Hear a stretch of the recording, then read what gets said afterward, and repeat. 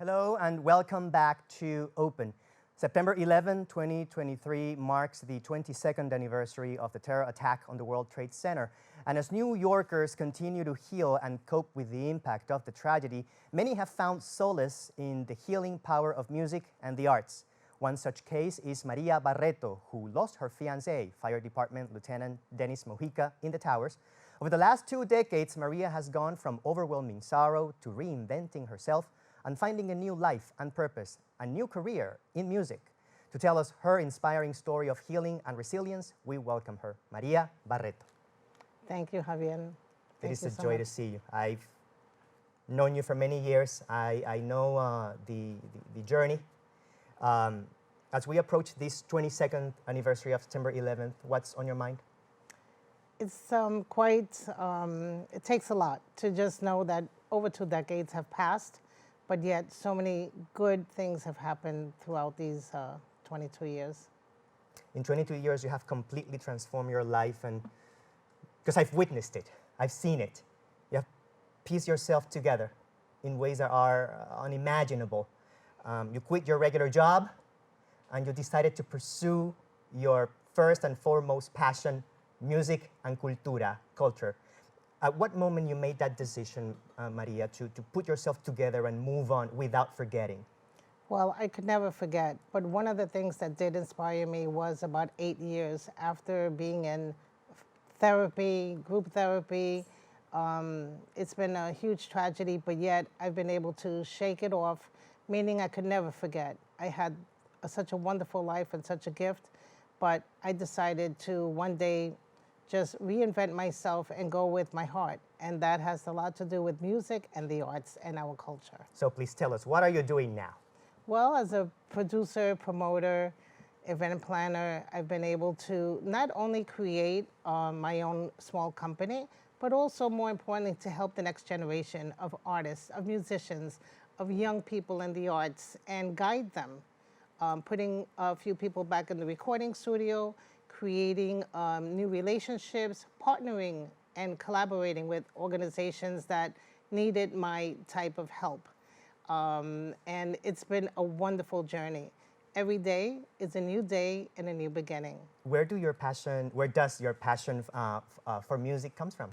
Well, Dennis and I, we loved music so much. And for many years after September 11, I was not listening to music.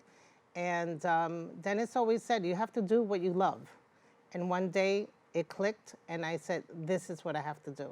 And I've just taken it to levels that I could not even believe that this is where I'm at now. And more importantly, again, is to help the next generation and people who, very international group of people, meaning men, women, jazz, Latin jazz, salsa. Eso es mi cultura, me encanta. Toda la música y todo tipo de música, especialmente music is like food and sports. It brings people together, and that's really the key. You think that in this conversation about September 11th and the healing process, the subject of how music and arts have been instrumental to a lot of the surviving families and the survivors of the tragedy itself who were there, the topic hasn't been discussed much.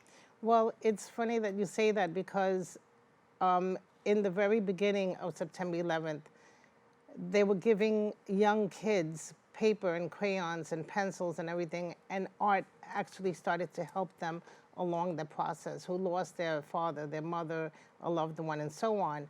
And music, a lot of people have turned into music, learned a new instrument, learned how to read music, and also now with social media, which has been also a huge plus. I've learned it on my own to be a social media manager as well and put our artists, my clients, family, friends on social media, and that has been extremely helpful too.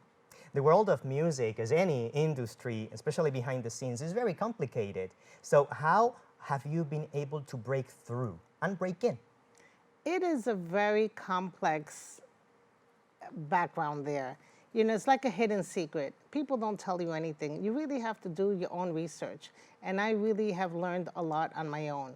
First of all, being a supporter for 45 plus years of our own artists and musicians from El Barrio, the Lower East Side, and Puerto Rico, all that has tied into me wanting to know, how do they get there?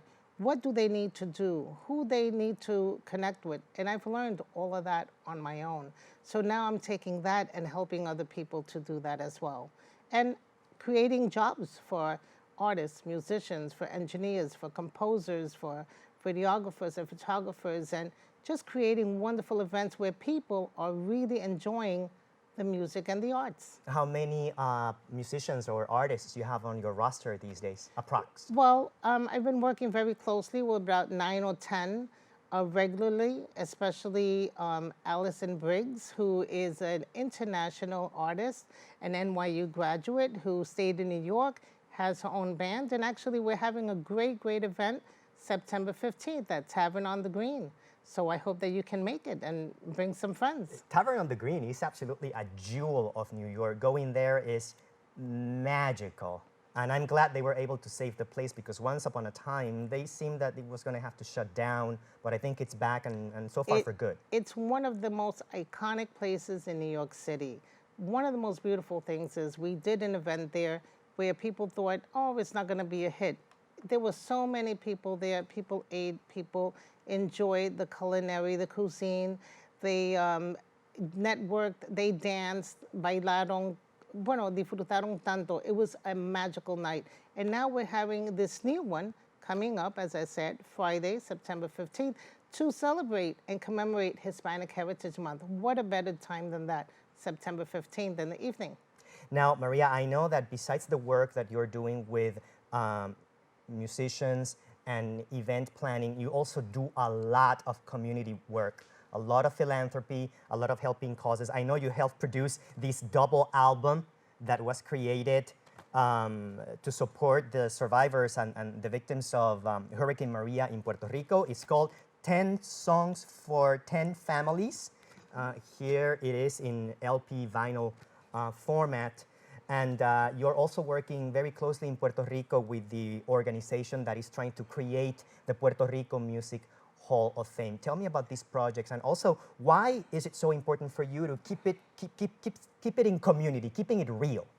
Well, for example, El Salón de la Fama de la Música is the Hall of Fame.